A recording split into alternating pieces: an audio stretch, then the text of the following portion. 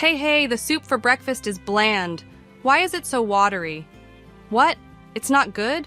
No, it's not. Make it richer, will you? But the doctor said I should watch the salt. Who cares? I love rich flavors. The one who's always complaining about the food is my mother-in-law, or Mill for short. She's constantly craving heavily seasoned food.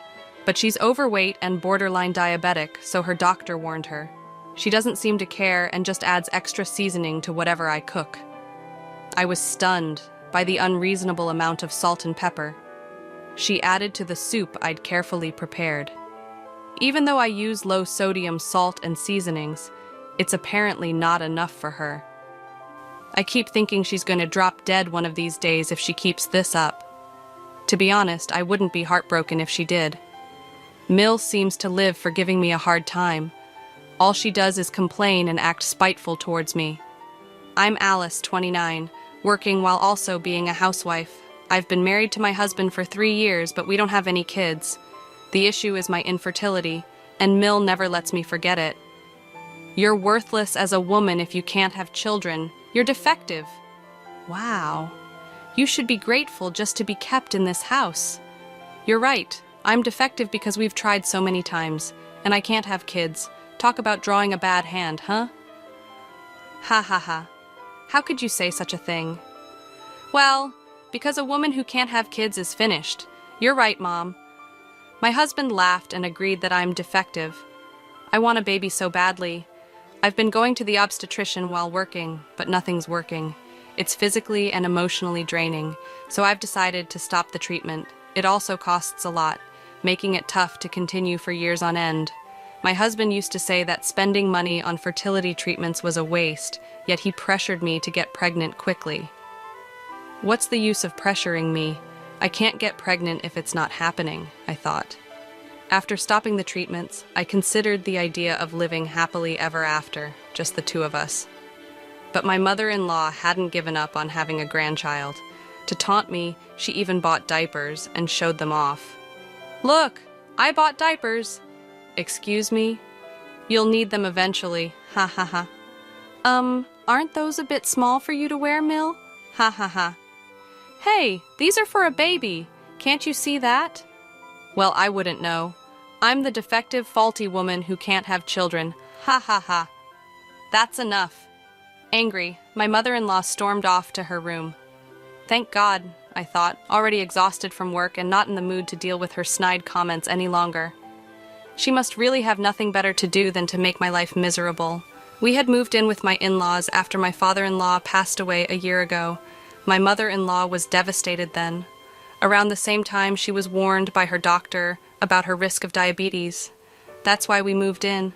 My husband wanted to be there for his mom. But despite her diabetes, she's fine. As long as she takes her medication and eats properly, there's nothing to worry about.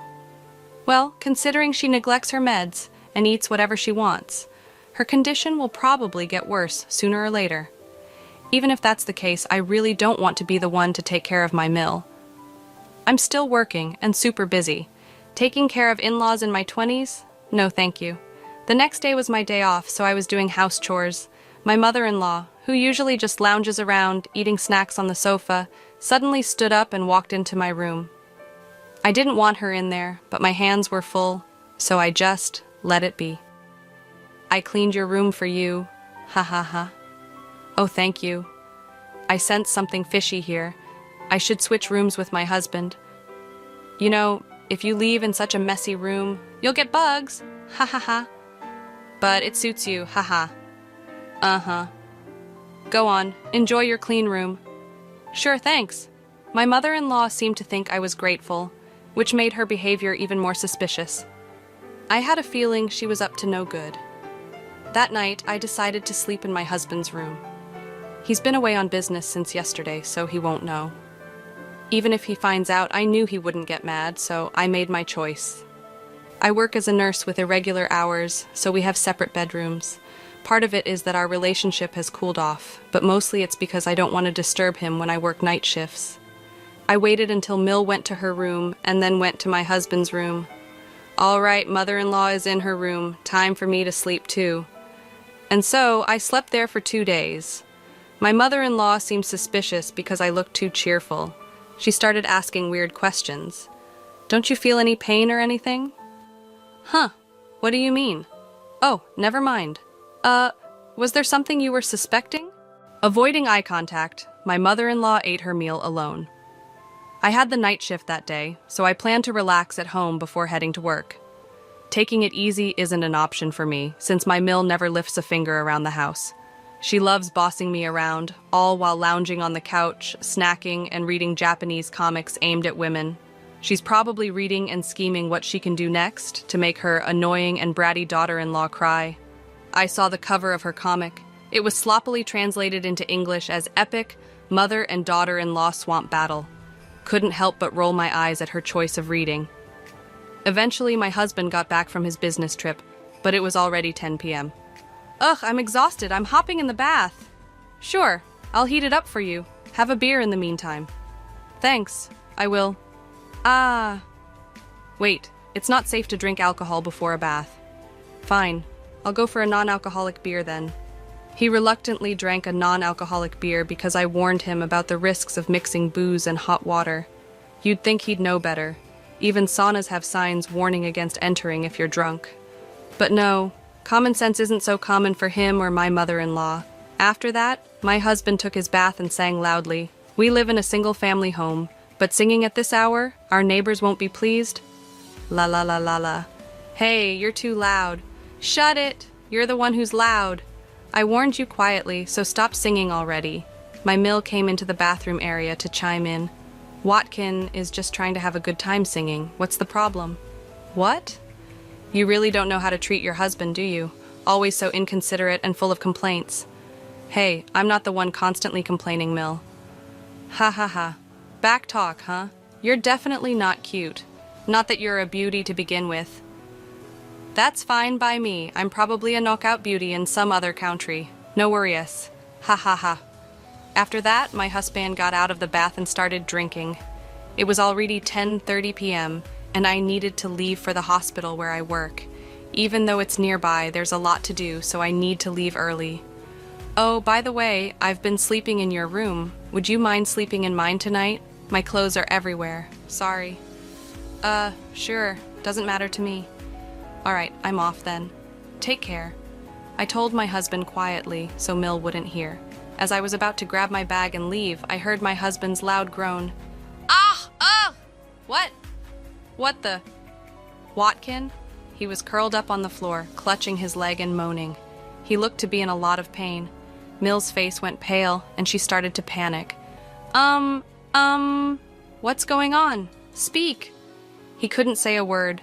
No matter what I asked, there was no response. I thought I needed to do something, but then I noticed something strange. The floor was unusually slippery. I was wearing socks, but it was so slippery that I felt like I could fall. What the heck is this? Ah! Watkin! Mill, what on earth did you do? I didn't do anything! It's not my fault! Blaming my Mill right now wouldn't solve anything, so I immediately called an ambulance. My husband was taken straight to our hospital, and work was the last thing on my mind. He kept clutching his leg even after we arrived, visibly sweating in pain. You could tell it was serious.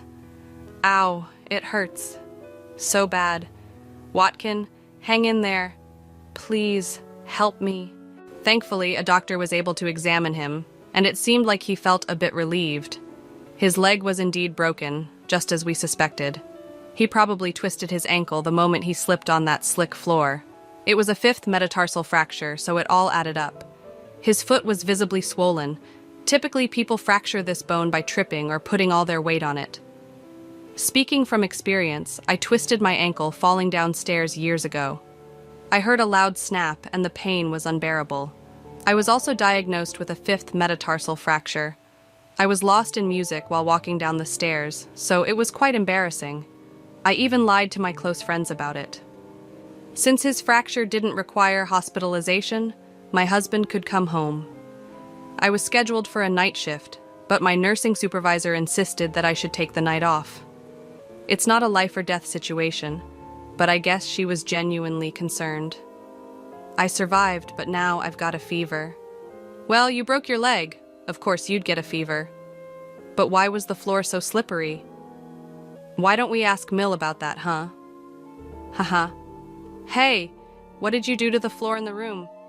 Well, the floor was all slippery. That's why I slipped and fell. I could have seriously broken my leg. Well, that room is for my daughter-in-law, so I greased the floor. What? I was hoping my daughter-in-law would slip, so I put a lot of grease on the floor. I never expected you to go in there and slip. Ah. Unbelievable. Turns out my mother-in-law intentionally greased the floor to make me fall. She had claimed to have cleaned the room, but her actual intention was to put me in harm's way. I'm furious. If I had entered that room, I might have broken my leg. No, breaking a leg would be the least of my worries. Hitting my head could have been fatal. My Mill is practically a criminal for doing something this dangerous. You're despicable. You're not even family to me anymore. I got seriously hurt because of you. I'm going to the police. Wait a minute. I didn't directly cause any harm, did I? Your wife is the one to blame. What? She told you to enter her room, didn't she? So this is all her fault. Shut up. That's not the point. You're getting arrested. My husband was furiously dialing the police. My Mill tried to snatch the phone away, but couldn't overpower him. Even with a broken leg, my husband was still stronger. He was desperately holding on to his phone, speaking to the police. I couldn't help but think that I'd rather be at work, maybe even at the hospital, than deal with this mess. Neighbors will eventually catch wind of this horrifying situation. Well, since she almost injured me too, maybe I should also consult the police. What? We don't know for sure, but she might be charged with attempted harm. Wait, no, I don't want to be taken to the police. Really? You knew the risks when you did this? Or did you think you could just erase me from this world?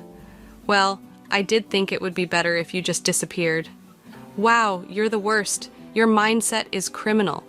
Personally, I wish you'd just stay in jail forever.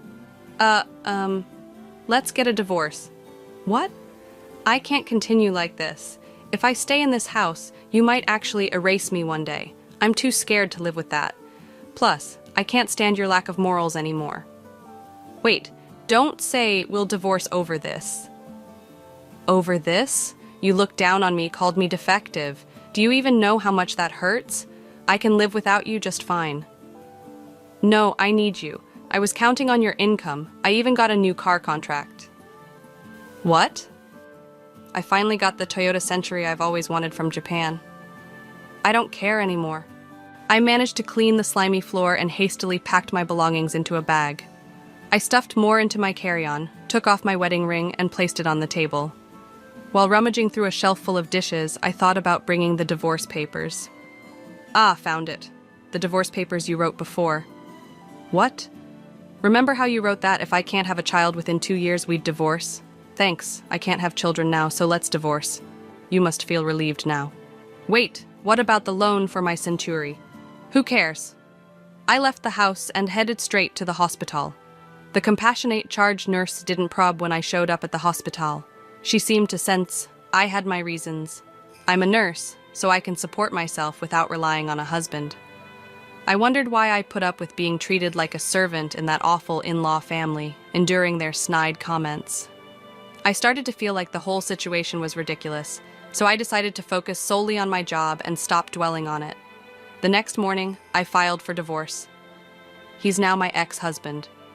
Given the emotional pain he caused me, I consulted a lawyer about getting compensation. In the end, my ex-husband had to pay me, and I couldn't help but think, serves you right. Ever since the police got involved, it seems the neighbors have been giving my mother-in-law the cold shoulder. Because she blabbed about why my ex-husband broke his bone, everyone thinks she's a terrible parent. Understandably, my ex-husband no longer wants anything to do with her and seems to have kicked her out.